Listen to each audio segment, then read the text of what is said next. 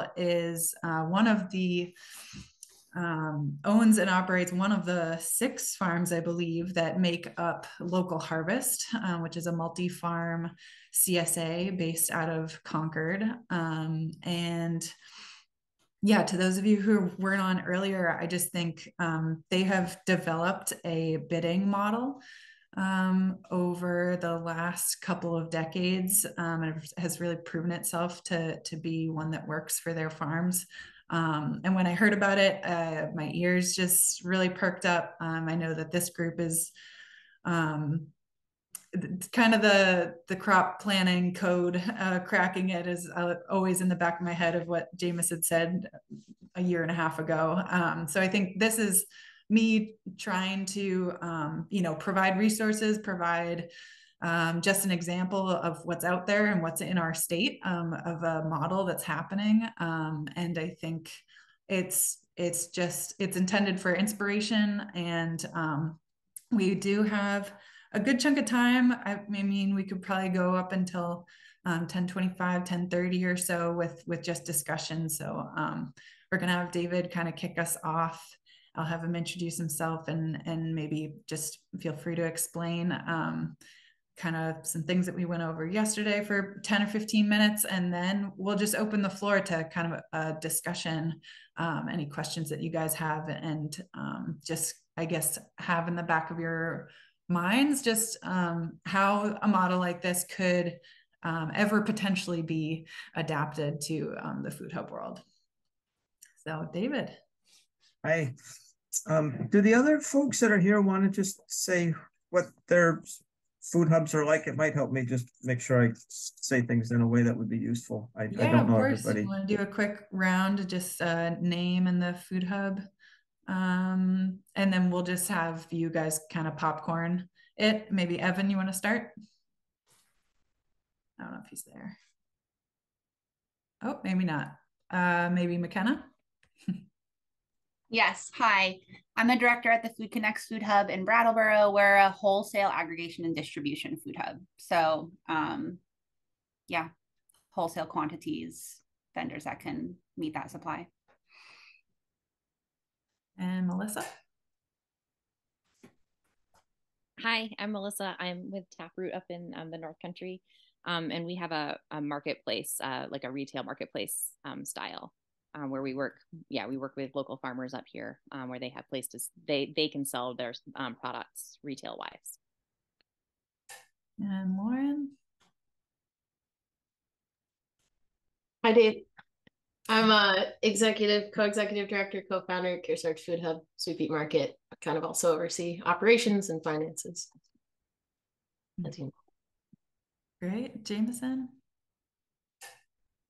Yeah, so we operate the Fresh Start Farms Food Hub. We're in Manchester.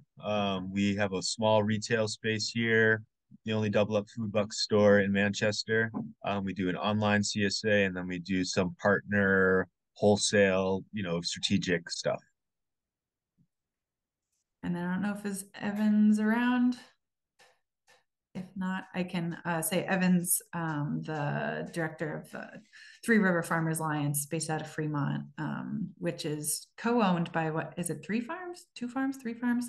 But then they work with a number of farms in the area, upwards of 60 to 80 farms, I believe, doing wholesale as well as, sorry, Evan, I'm speaking for you. Do you want to do your own intro? Yeah, sure. Sorry, I had to step off for a minute. I'm the receiver right now, so no worries. Yeah, I had to go count some milk. Just kind of a recap of our business structure. Is that what? Yeah, just a quick intro about what Three Rivers is to David. Yeah, absolutely. So we're a farmer-owned aggregate food hub in the seacoast of New Hampshire. We are a for-profit business, which I think is worth mentioning because there are so many different types of business models involved. We've been around for 8 years, founded in 2014. In early 2020, we made a major pivot to move away from strictly wholesale to also focus on home delivery, which now is a large portion of what our company is based on doing.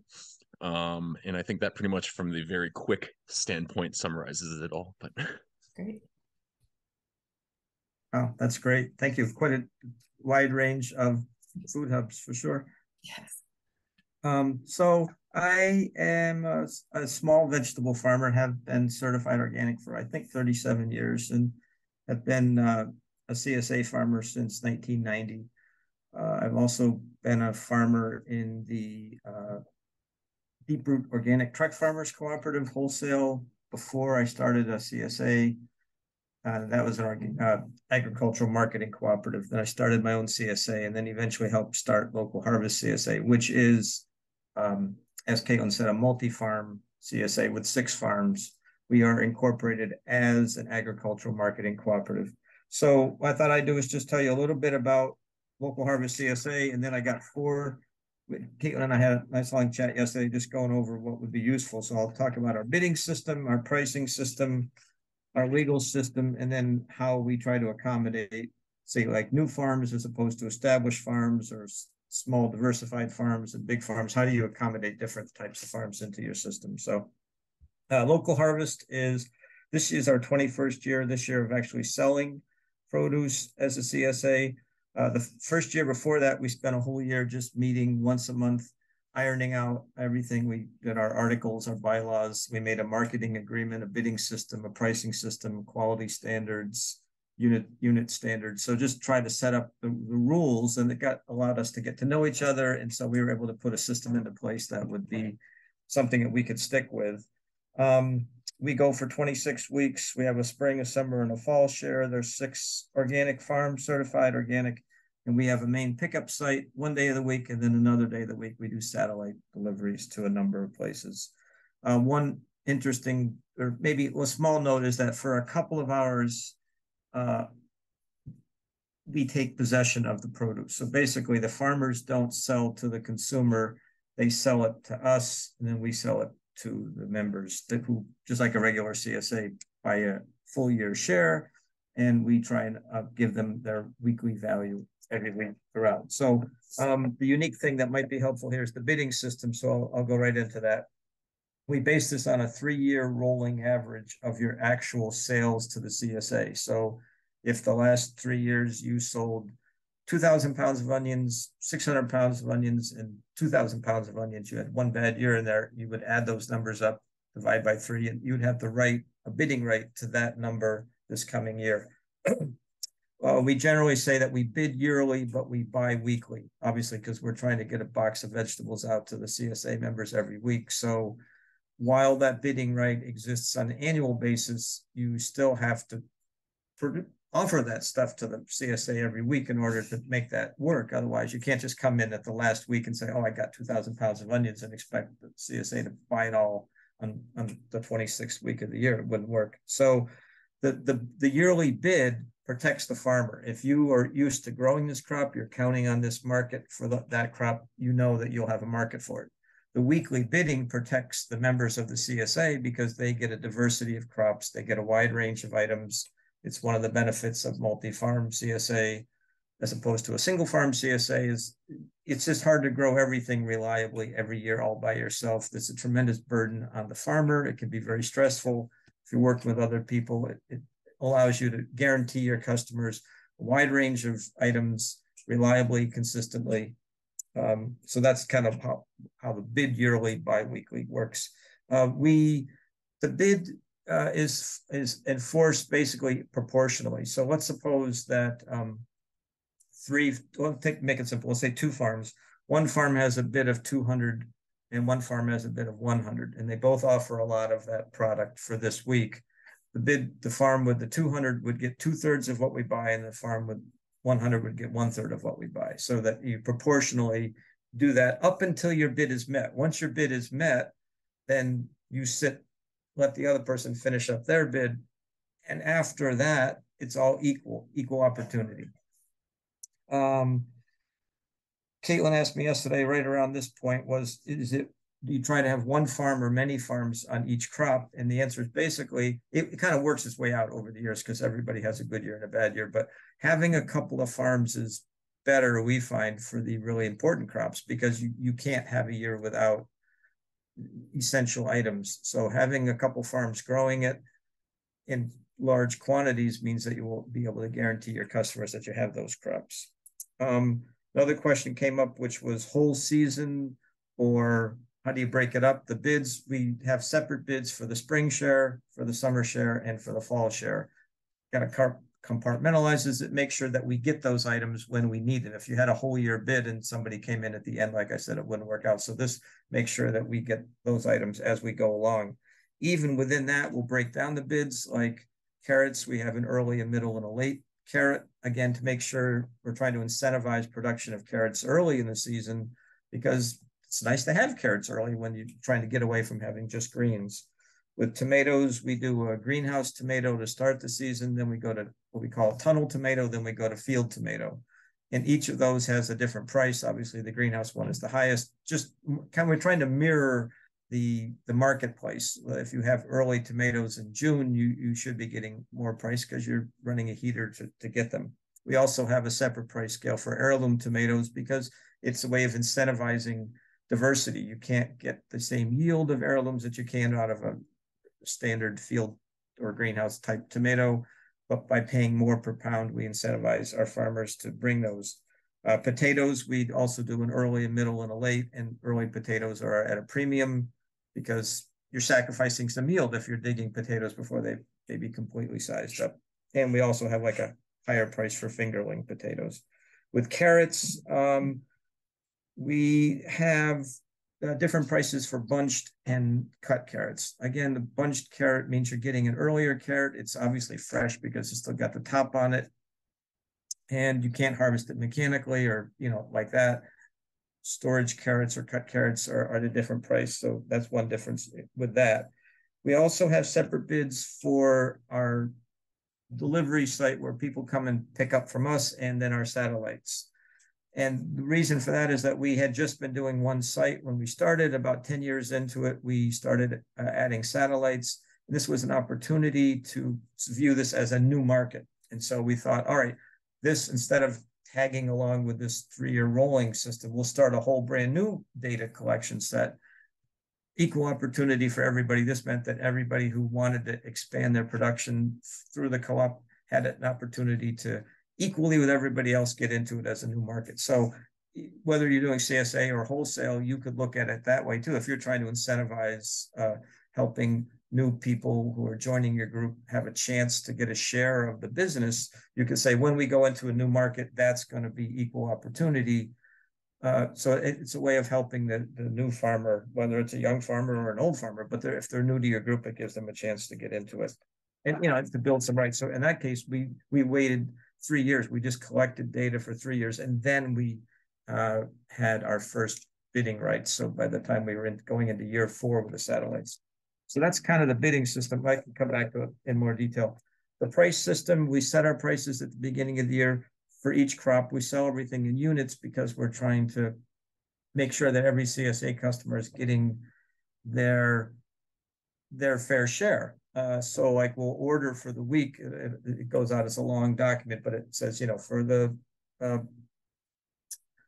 pick up at the church, the small share, the medium share, the big share, here's what we need and here's what you bring. And so maybe one farm is bringing 23 and another farm is bringing 46, another farm is bringing 8, but that's all of one item. Like maybe that's all bringing 1 pound of peppers, but by unitizing it, we make sure that no matter which farm brings it in, the customer is getting roughly the same amount and they all have a dollar value attached. And then that way the customers are getting across the board and the farmers are all getting paid the same across the board. So we kind of customize,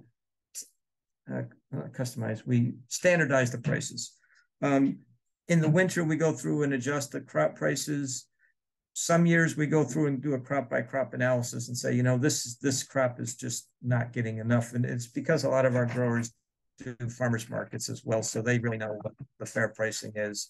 And they will say, we're getting a lot more at farmers markets. So we can adjust certain crops. Other years, we feel like the pricing is pretty good relative to each other. And we just do it across the board.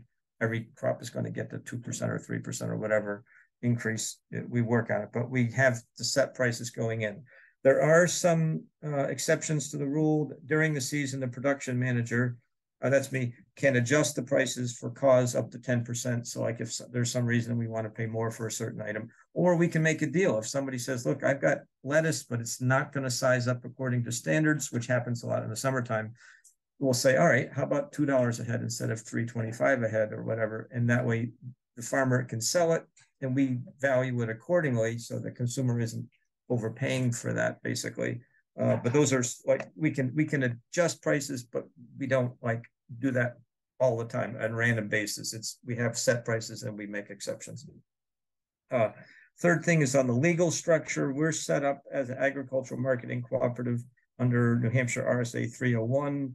That's a type of statute that was set up in the 1920s all around the country that allows farmers to form agricultural marketing cooperatives to work together.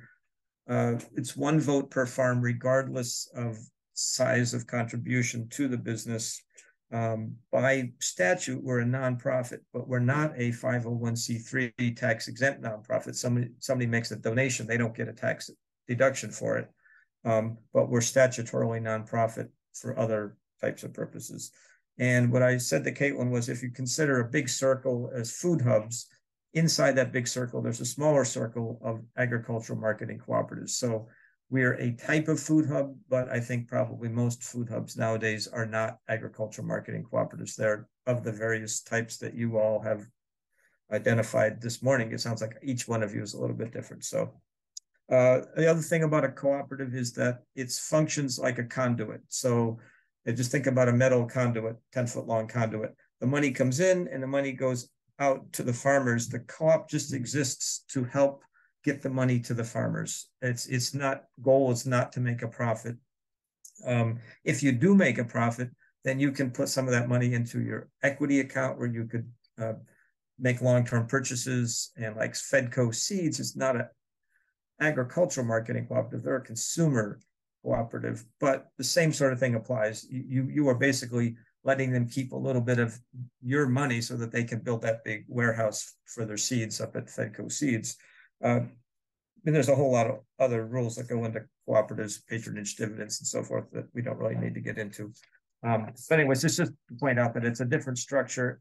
And because of the structure, that conduit, when the produce is for that one moment inside the conduit, the CSA owns it, which allows us to really standardize our pricing. And so the consumer is not buying from a farmer, they're buying from the CSA.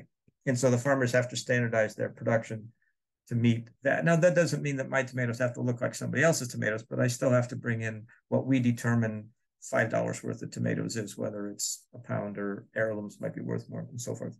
So that brings you lastly to the question of how do you accommodate like new farms versus existing members of your food hub, and what are the benefits? I think bringing in new farms is really good because you get a lot of new ideas, a lot of new energy, you get a new geography, which could be beneficial. And if the new farms are younger farms, that's really good because when the older farmers aren't able to continue to farm at the rate that they were, maybe you have new energy to keep your cooperative or your food hub going. So for lots of reasons, it's good to have. And we were all once young farmers, so I just feel like it's important to support young farmers, and they're good. They also help you as well. So for the existing farmers, that 3-year rolling average is their kind of core thing. They can count on that because if they consistently produce crops, they will keep their bid and be able to keep doing it. Even if they have a bad year, they don't lose out entirely. They still, you still get the rolling 3-year average. So you would at least get 2/3. If you had 2 good years and 1 bad year, you wouldn't be losing everything completely. For the new farmers, there's a lot of ways they can get into it. One is bringing it early or using season extension and bringing it late. So let's say summer squash or zucchini, if you put it under remay and use 4-inch pots to get your plant started, you could have that crop a couple of weeks before everybody else does. So it's a way for you to offer it. The CSA is going to want it. You're going to start to build up some sales, which will help your future bidding rights. Another thing you can do is once all the bids are met, the CSA is not going to just buy exactly to the bid every year.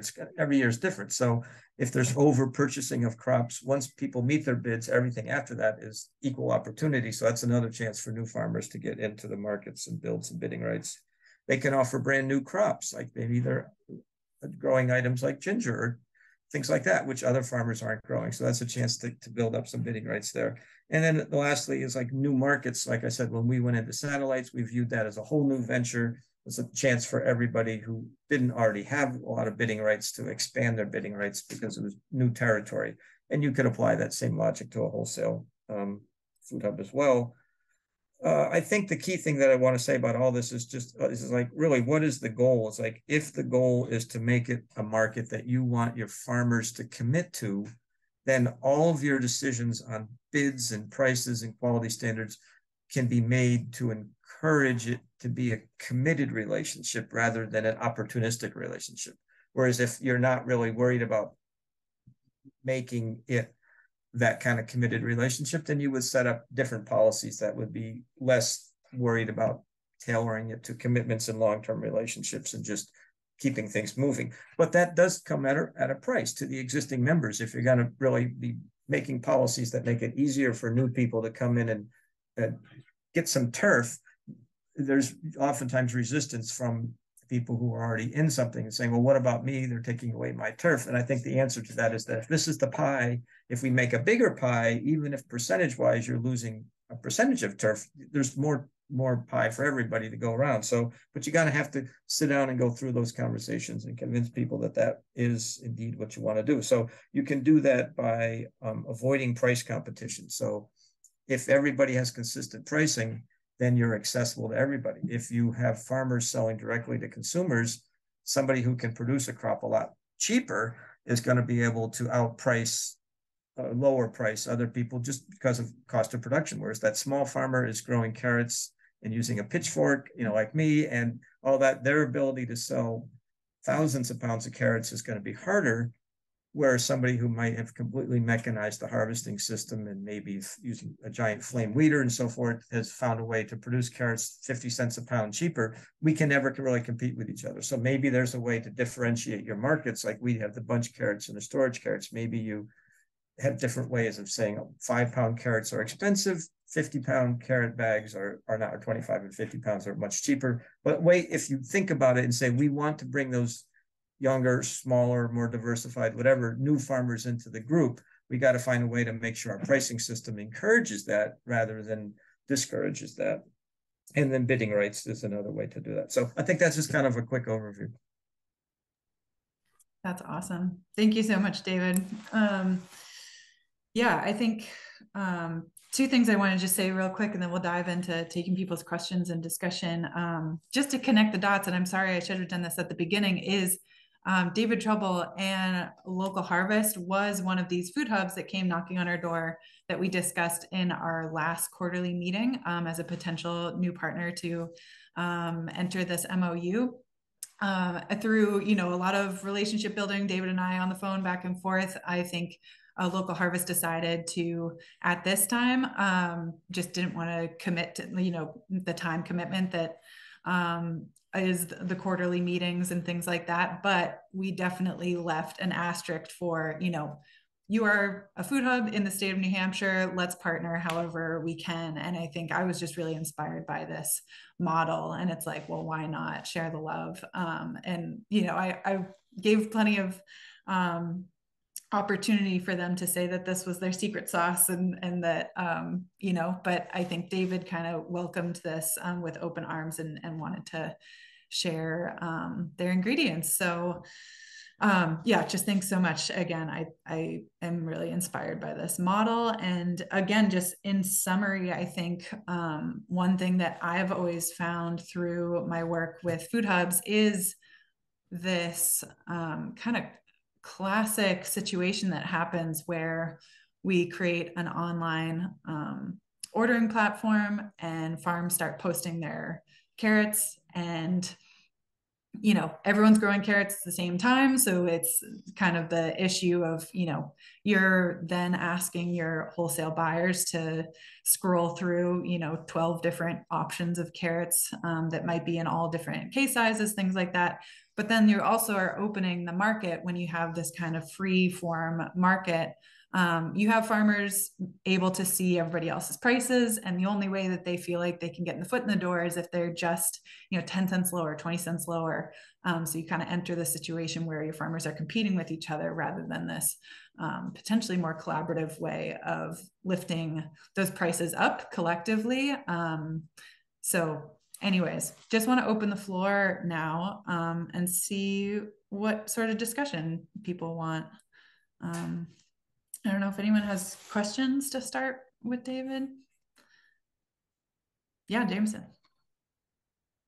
Hey, thanks, David. This was really awesome. I have, the first question is around the co-op and the legal entity. You said it's a nonprofit, but not the 501c3. Are you all still able to go for any type of grant funding? Yes, so like we could apply for a USDA grant, but if we had a private donor who wanted to make a grant, they wouldn't get a tax exempt status.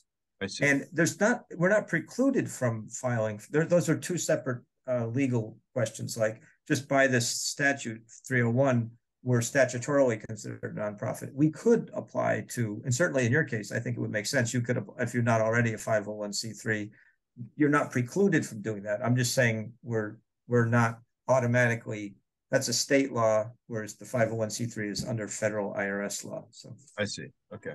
Are you able to so when you were talking about the bidding process and the 3-year totals and the averages, is that on the yield, or is that based on pricing, or is that a combination of both?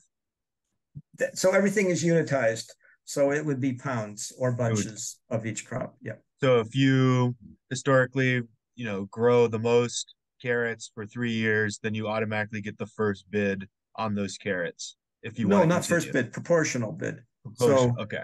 Yeah, and usually say with carrots, we might have 3 or 4 people growing carrots. If you are growing 45% of the carrots, and let's suppose in some given week, everybody offers carrots and we're at the beginning of the bidding season, you would get 45% of that week's sales. But what usually happens is that people come in at different times and you start to use up your bid, and then other people use up their bid. But once you get to the end of your bid, then it's equal open territory for everybody. When you say end of the bid, so that's the volume, not necessarily the percentage. Yeah, so let's say your bid for this year was 450 pounds of carrots. Once you hit 450, and we're still within that season, your bidding right has now been fulfilled, right? Right. So if Caitlin still has 200 pounds left in her bid and she offers them next week, we would take Caitlin's. Then the week after that, if you both have fulfilled your bids and you both offer carrots, then it's 50-50. I see. And have you found that it is kind of naturally forcing farmers to specialize on certain things and they just super focus on those, or are people still kind of diversifying? No, definitely there's farms that have strengths in different crops. And this was a philosophical discussion we went through like in our first decade a lot, was some farmers wanted to diversify. They saw their path to success as being able to do lots of farmers markets. And others said, I just want to grow a couple crops and I want to specialize. And so we but this system really, as it goes along, kind of grinding along, is kind of really allowed people to pick their niche in the CSA. You can do either way. Right. But as for us, I like to have a couple growers who are growing the important crops, because if somebody's got a bad year, you still want to be able to get that crop. Right. I have so many more questions, but I'll let other people talk. No, go ahead. This is great. I guess could you run me through like an example of like lettuce in July? So you said, or in June rather, like you said, you'll do a spring, you split it up into 3, and then you break those into 3. So you can break that season up into chunks. So something where you're churning like every 7 days, every 15 days or so. How are you, like, if I'm a grower in there and I take early spring lettuce, I'm guessing you guys have the projections around how much it needs to be planted, and like how do you work those kind of kinks out, make sure that you have enough, and if things go to bolt and the backups and stuff. Right. So I guess maybe I was a little inaccurate rushing through that, but so we have a 3-week spring season, then an 18-week summer, and then a 5-week fall. So that 3 week spring season is its own little entity for bidding rights. When that's done, we just put that to bed. We start with the summer season. Yeah. And then as far as lettuce goes, that's when we just track over the whole 18 weeks. That's just like a season long running total for that. Whereas the carrots we broke up because people weren't producing enough early carrots. So we said, all right, let's create a early carrot window to incentivize people to grow carrots there. And for tomatoes, we just do it for pricing reasons because we're paying, but for lettuce, we pay the same amount throughout the whole season. But as far as how do we make sure we get enough, these numbers are based on the 3-year running average for what we did last year, assuming we have about the same number of customers. If we produce what we did last year, we should be providing enough food for that. Now, again, like I say, sometimes customer numbers go up. Sometimes the farmer has a bad year and that's a chance for somebody else to get into that crop. So it doesn't always pan out 100%. And I always try to go into this telling the farmers, I'd like to have a 10% buffer so that if you add up all the bids, it doesn't equal all the sales. I'd like to have the bids be 10% less than the sales so that way during the season, if I feel like, wow, we need to buy X, but if we buy it, we're going to have to cut something else out that somebody's got a bid on, then I have that little buffer zone and say, look, we really need to buy lettuce this week and we're not going to end up taking away your onions, eventually. So. Great. Cool. Thank you. Yep. Yeah, I see some other folks gears turning. What else do we got? Anybody else have any ideas for how this could possibly be incorporated into their own systems or questions?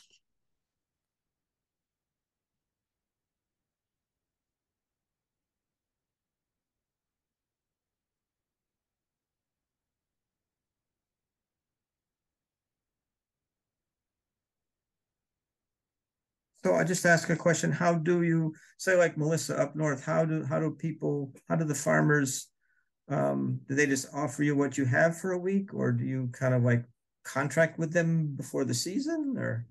Yeah, well, and that's something actually that we're going to be working on. We just moved into a new space. And so that's one of the things that we're going to be focusing on is kind of like organizing what we call our local direct vendors a little bit more. And so, but historically, we have farms and they'll bring us weekly what they have, and we kind of work with them on like how much to bring. And one thing that we definitely have, we'll have it in like June, July. We'll have 4 farms selling the same products, but we have customers that like definitely have farm loyalty. Like if we only ended up with like Meadowstone lettuce in our refrigerator, the Bent Fork Farm customers would be like up in arms. So we definitely have to keep like multiple farm stuff in our refrigerators because we have a lot of fandom around different farms. But we're going to be starting to work on that a little bit more, like on like how, like, so that the farms can plan how much to bring in, ahead of time, not just a week a time, a week ahead. Yeah, I think that's a really good point, because Lauren and Caitlin and I were talking about that yesterday about like with the online ordering from the food hubs. It's like if you buy directly from the farms, you do have that price competition, but you also are going to have people who say, I want that person's lettuce or onions. I really like them. I've been buying them forever. So you want to honor that from the buyers. But how do you work that into a system and yet still allow farmers to not get to the point where they're competing with each other? So that's really, and every answer is going to be different, but at least if you're going into it, having those discussions with people saying, we want a system that accommodates both of these needs. We want to accommodate your ability to have diehard customers so you can count on this, but we also don't want to compete with each other. So you create, like, we just work these rules out that, it's just kind of what we've come up with. But I think if you go into that with those philosophical perspectives, and everybody says, all right, let's sit down at the table and have a bunch of meetings. And then eventually something will come up that feels like, okay, yeah, this is good. And we do have a contract with our local direct vendors, but I feel like sometimes like, definitely like our smaller folks are just kind of like, well, that's not what we do in the North Country. But I mean, where I see a lot of things that have come up is that we have a lot of folks do the farmers market, and they'll hold stuff back and for the farmers market. And so it's like, and they end up competing with themselves. We always say, we're like, you're not competing with us, you're competing with yourself. Like if you're, we're offering the space for you to sell your product, and if you're withholding it from coming into this market, then you're missing a whole clientele of consumers that don't go to the farmers market. And so just trying to educate them that, that this is another venue for you to sell. It's not the only place. And just like the farmers market, it's not the only place. Right. In farmers market, you got to have a big enough display for people to come to your table. So it makes sense that you're holding enough stuff to make sure your table looks interesting. And then it's like, gets into how much can we produce on our farm? And maybe, okay, so then maybe they say, you know what, we'll just grow 3 or 4 items for you and lots of it. So that way we can honor your market and get in and be involved with you. Because trying to grow lots of everything is just really, exactly, just too hard.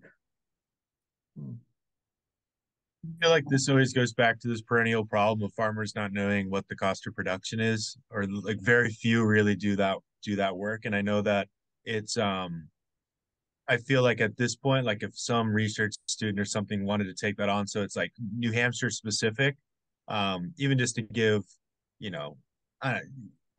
some Excel sheet where you could like punch in, or even like a PDF that just gives you an idea of like, if you're doing this by hand or with mechanization, this is your price scale of your cost of production in New Hampshire for these types of foods. And I think that would really help farmers also decide what makes sense for their small acreage since most are in that kind of position.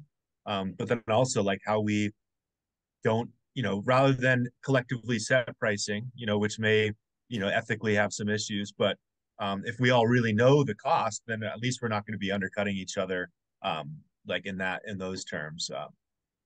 I don't know, I know that University of Minnesota made a tool, Veggie Compass, where you can log your hours as you're doing certain tasks, and then at the end of the year it kind of spits out that number. And a lot of, I did that at one farm, but yeah, it was super enlightening to see, like, even if you're selling it, it still may not make sense, Mm-hmm.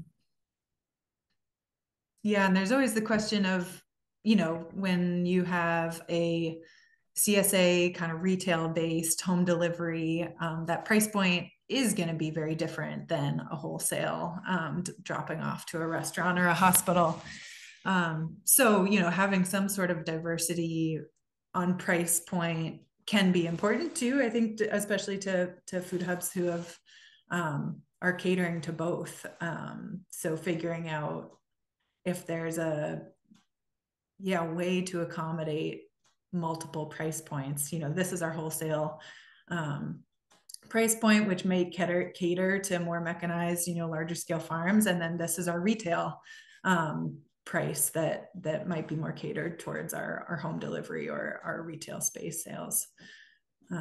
One piece of wisdom that I just really appreciated, that I can just tell when you said, that really took, it was a big conversation for you guys to have. You can just tell a lot of heart went into the decision between this idea of prorating versus equal opportunity that you shared a little bit about. And I wonder if maybe you can just kind of quickly go over that and what that really looks like. Yeah, so that was like the question of, do you specialize or grow everything? And that was kind of like something we confronted pretty early in our CSA. And I was one of those ones who was specializing. I had been doing my own CSA, and then my wife and I had children, and I realized I couldn't continue to do 40 crops. So that's why I got into helping start this. I wanted to simplify and just grow a few things, but I also realized that the CSA wasn't going to survive if we didn't keep the people who wanted to grow everything happy. So I was like, okay, this is where you're it's like, yeah, what's best for my farm, but also you got to think about what's best for this cooperative or this group venture. And so sometimes you say, okay, all right, well, so we went along and we went with the equal opportunity approach.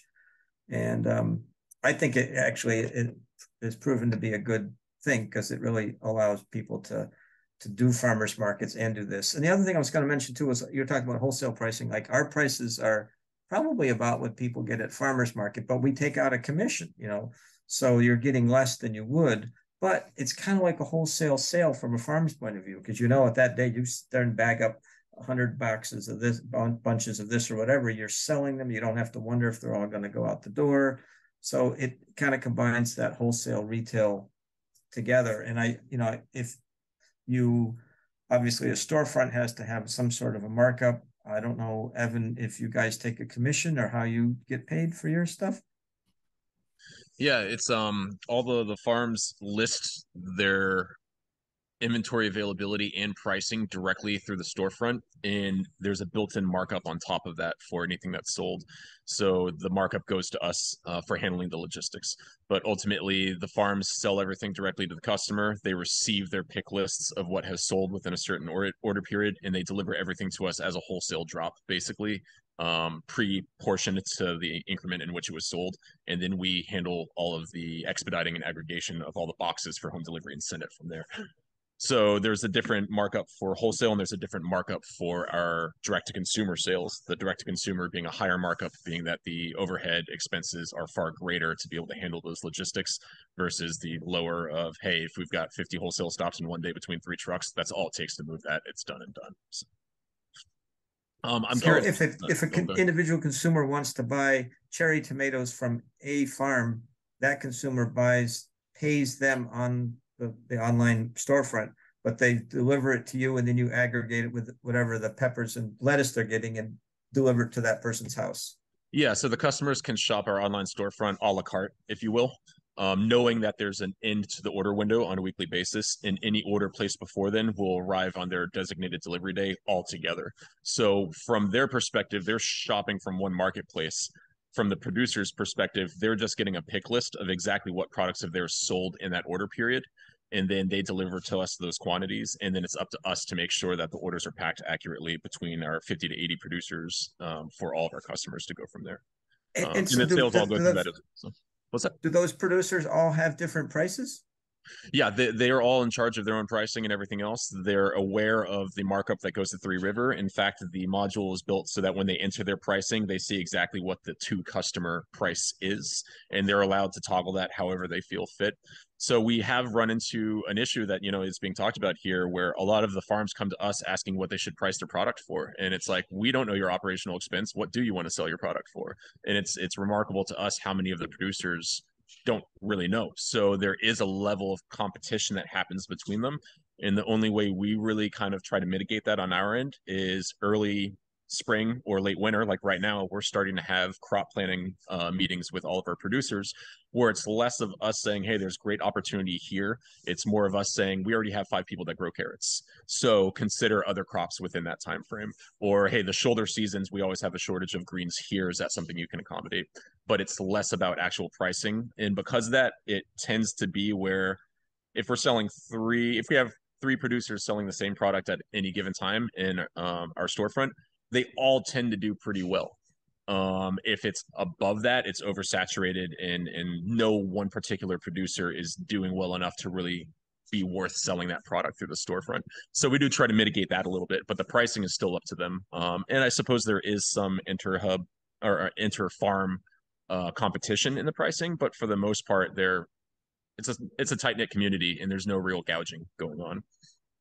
And so for these farms, is this like the basis of their beginning of where they market their food, or is this sort of like after they've taken care of their farmers markets? Different producers approach it in different ways, because we work with small to mid-sized farms, and some of the smaller farms really only want to focus on their immediate customer base, and we're kind of the afterthought of, hey, if I get X amount more that I think I've over harvested or I have a glut of this crop, I know Three Rivers going to be able to sell it for me. But on the other hand, some of our producers over the last couple of years have really blossomed and grown because of the sales through us, and we're prioritized because of that, where now the farmers markets and their other avenues are the afterthought, because we're a guaranteed sale and there's way less hoops to jump through to sell it through us, to the point where, like you said, it's like a wholesale drop for them. Where instead of them having to sit at a farmer's market or staff someone for 8 hours to do so and load it up and set up the display and nurture these relationships, we're doing all that for them, and it's direct delivery to the customer while there's still full source traceability and brand loyalty to the farms because of the way it's presented in our storefront. So even though they're not face to face with the customer, that level of direct to farm and direct to consumer interaction is still possible and maintained. So Sounds great. I had a question for you actually regarding, the way that we're using a lot of this information is we're in the early stages of figuring out what forward contracting looks like for some of our producers to open up a lot of wholesale opportunity. That's on a eventually would be on a much larger volume than what some of our producers are working with for our direct to consumer sales. So I'm curious kind of what volume you're talking about that has been successful with the structure for you, and if that's, relatable to what we're picturing potential wholesale relationships being, as far as how many orders per week you're fulfilling or volume, weight wise. I don't know how you want to interpret the information, but it's going to help me understand if some of this system is scalable towards what we're thinking about for a wholesale opportunity. Yeah, probably not specifically scalable, just because it's got the CSA thing where we have a contract with these members to give them food every week. So it's not like somebody comes to your site and just says, I'm going to shop this week. Maybe next week I'm not shopping. We have a commitment. They give us money up front, just like any CSA. So we have to live up to that commitment. So there's this ironclad nature of we need that production and we need it every week because we have that commitment. So that's why we unitize everything into bite-sized pieces. So like, the standard share, say the medium-sized share gets like 9 items a week every week, because that's about what that size family is going to eat. The bigger share is bigger, the smaller share is a little bit smaller. But so we're really gearing it towards, just like we were running a one farm CSA, but it's being supplied by many people. Like, so I think at our peak, we had like over 300 and some odd CSA members for that one season. We're smaller than that now, but still over 200 and some odd during the summer season. So it's not anything near like what you're talking about, a wholesale production, but it is still, for us, the community aspect is really important, and it's a good market for farms of our size to know that they have this guaranteed CSA. But I think you can take the principles and apply it to a whole. So just like when we started doing satellites, we said, okay, this is a chance to blank slate. We're 10 years into this. We know what we're doing. How do we want to proceed from here? You could do the same thing and say, look, we're looking at this new wholesale venture. Now that we've got all this experience running this, what do we want to make the future look like? And like you said, you see that farmers get into it and say, wow, this is a chance for me to get my engine going and get my wheels turning so I can expand my farm. So you could build into your system the existing farmers who are really good, and make sure that you build in a way to protect and incentivize those newer farmers to come in, and they would know that it would be a secure, worthwhile thing for them to, so I think it's kind of like an opportunity really to design, depending on what goals you're looking for. Did that make any sense? Oop, you're on mute, Evan. Thank you. Yeah, I appreciate that. Thanks for answering that. I guess my only last, I don't want to eat up too much time if other people want to hop in here either, but I'm curious also about, in these relationships with farms and trying to get certain bids to be honored. Have you run into situations where it can't be, or suddenly there's an issue with a farm, or how do you kind of mitigate that risk of suddenly there's a gap and it needs to be filled? Or has it been able to maintain itself well enough where that really hasn't been an issue? No, we've been good because we stay in touch with each other. So like, I'm production manager. Every week farmers send me their list for the week, and if somebody's having a problem, they're going to tell me, Dave, the bears ate all my corn, or the woodchucks are destroying. So I will get early notice, and then we can start talking to other farmers and say, hey, we're going to have a problem with broccoli. The other things, there are some crops we just can't do ourselves, like strawberries. We just aren't able to get strawberries, and we've had a really hard time with broccoli. It's just not economically successful, as you probably know. It's just so hard. You plant 5 crops of it, and one of them is really, really good, and 3 of them are okay, and one of them is horrible. But meanwhile, you could be using that land for lettuce or something that is going to make you money. So and then sometimes at the end of the year, if we're short on a particular storage crop, we may like I said, I used to be in Deep Root, so we can call Deep Root and say, hey, can we come over and get a load of onions? And because that's something we're short on. So we will buy in, but sometimes it's 1% of our sales, sometimes it'll be up to 3%, but in total, 97% or more of our sales is just in-house. And, we just keep talking to each other. Thank you. But we also own the business. So all of us, if there's a loss, it reflects back on all of us. So we have that incentive. It's a little different, whereas a couple of your farms, I guess, own the business. And so it's, that cooperative legal structure does impact eventually how a lot of things that happen down the road. Awesome. And cooperatives are really a lot of work. When we got started, we talked with a guy named Brian Heenahan from Cornell, who was like the cooperative guru back in the 80s and 90s. And he, gave us because there was a lot of dairy cooperatives in New York State. So he was like, 3 rules. He said, number 1 was top quality. You want your co-op to be associated with top quality.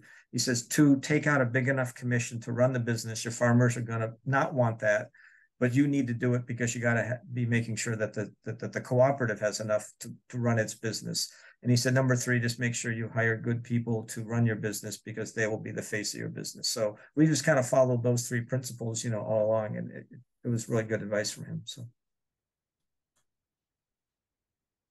Awesome. Any last questions for David while we have him on?